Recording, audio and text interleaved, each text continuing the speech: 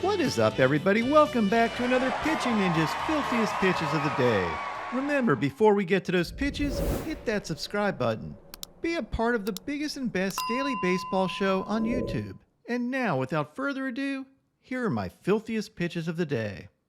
I'm going to start with Graham Ashcraft, who had 6 Ks in 5 innings, giving up 3 runs. He had these cutters, including this one on a strike him out, throw him out double play.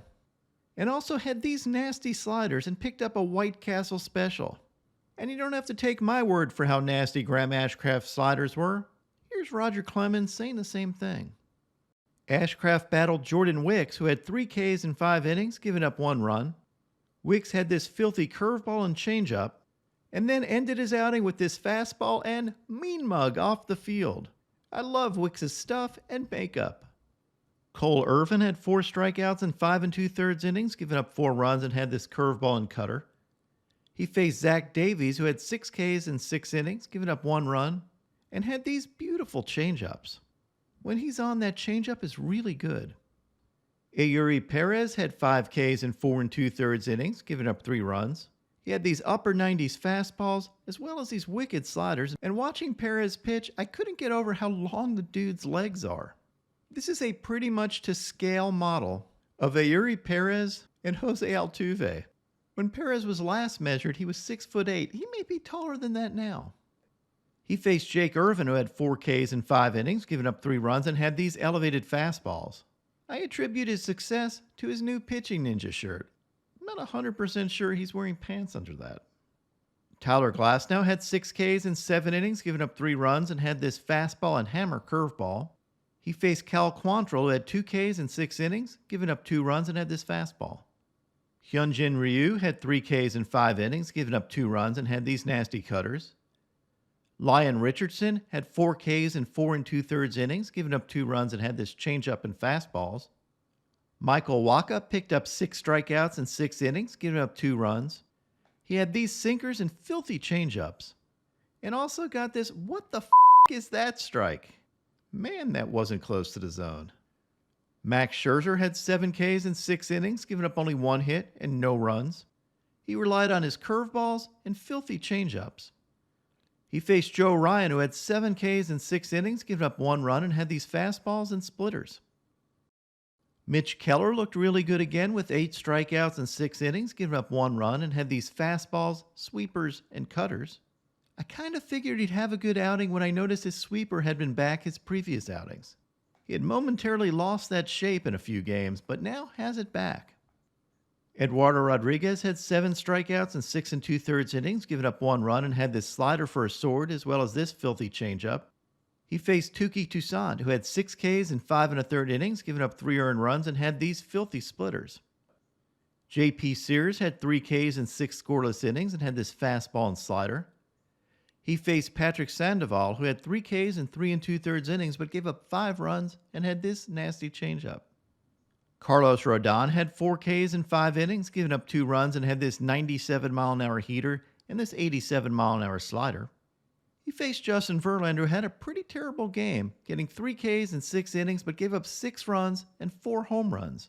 He did have this dirty curveball. Freddy Peralta was dominant with 10 strikeouts in 6 innings, giving up only 1 run, and had these fastballs, changeups, sliders, and curveballs. Just another really good outing from Freddy Peralta, who's been on a roll lately. He also had this painted fastball. There's a drive deep into the left chest of Castellanos, and that'll be an eternal IL stint. He faced off against Zach Wheeler, who is also really good, with 10 strikeouts in 6 innings, giving up 3 runs. He picked up Ks mostly on fastballs this game, which were overpowering. Logan Gilbert had 9 Ks in 6 2/3 innings, giving up only 1 run. He had these fastballs, including these painted fastballs, as well as a bunch of splitters.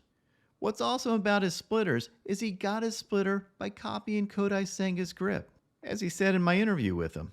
I know you just had, I think his name is Senga. Yeah, you're throwing a ghost fork. So it's a little bit similar to that. Uh-huh. It's kind of just split around the one seam there. And who was he facing last night but Kodai Senga? And Senga is my co-filthiest starting pitcher from yesterday because he had 12 strikeouts in 7 innings, giving up only 1 run. He had these mid to upper 90s fastballs, his nasty cutters. But the story of the game, as is the case with most of Senga's outings, was his ridiculous ghost fork. He picked up 12 whiffs on his ghost fork for a 57% whiff rate on the game, and gave himself a round of applause several times, which was much deserved. I love fired up Kodai Senga. Kodai Senga is now 6th in the entire major leagues in ERA, and has an 11.1 K per 9 this year. Just an absolute ace. And here's an overlay of Kodai Senga's cutter and ghost fork, and you can see how well those pitches track, but that ghost fork is both slower and has more drop, which makes this tunneling really tough on hitters. Julio Urias had 4 Ks in 5 innings, giving up 5 runs, and had this fastball for a sword, as well as this cutter for a sword, and changeups, and a few nasty slurves. And he faced yesterday's other co-filthiest starting pitcher of the day, Max Fried. Max Fried was outstanding, about as good as I've ever seen him. He picked up 10 strikeouts in 7 scoreless innings, giving up only 3 hits. And to do that against this Dodgers lineup is freaking incredible. He relied on his fastballs, including this cutting fastball, as well as these nasty changeups. But the biggest pitch for Fried this game was his curveball.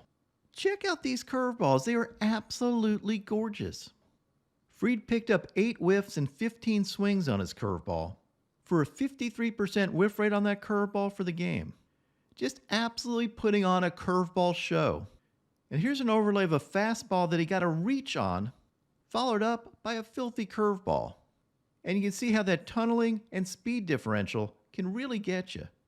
And here's an overlay of Fried's slider and curveball. And you can see how both of these pitches, even though they're both breaking balls, have substantially different movement, and if you can tunnel those, it's lights out for hitters. I also love this as former Brave Freddy Peralta reaches out and somehow gets an infield single on this. And then look at Max Fried's reaction. He looks at Freddy like, really? Now onto my filthiest relievers. Shintaro Fujinami had this elevated splitter and 100-mile-an-hour dart. George Soriano had these nasty changeups. Alex Lang had this filthy curveball. Gregory Soto had this slider and 99-mile-an-hour paint. Trevor Richards had this dirty changeup. Hunter Harvey had this fastball and slider. Luke Jackson had these filthy sliders. Ryan Helsley had this dirty slider for a sword. Welcome back, Helsley. And my filthiest reliever of the day yesterday was Hayden Wesneski. Wesneski picked up 6 Ks in 3 1/3 innings and had these disgusting sweepers, and also his fastball was up to 99 miles an hour, which was the fastest pitch of his career. A fantastic appearance by Hayden Wesneski. And now my pitching ninja moment of zen. I don't know where this sweeper term came from. Back in my day, we used to call these fastballs. Pitch, there was that sweeper up in the zone. What is up, everybody? My picks of the day today are a 3-leg parlay. I'm going to start out with Paul Blackburn for 6 Ks or more, then take Reese Olson for 6 Ks or more, and top it off with Aaron Nola for 6 Ks or more. Also, even though I usually don't promote college football here, here's a 50% profit boost token at FanDuel for today's North Carolina-South Carolina college football game. And I'm a UNC grad. Go Heels. Be sure to check out that promo. And also, here's one more football promo to check out. If you bet $5 at FanDuel Sportsbook at any time before September 18th, you can get $100 off NFL Sunday Ticket. Be sure to check that promo out. What would your picks of the day be?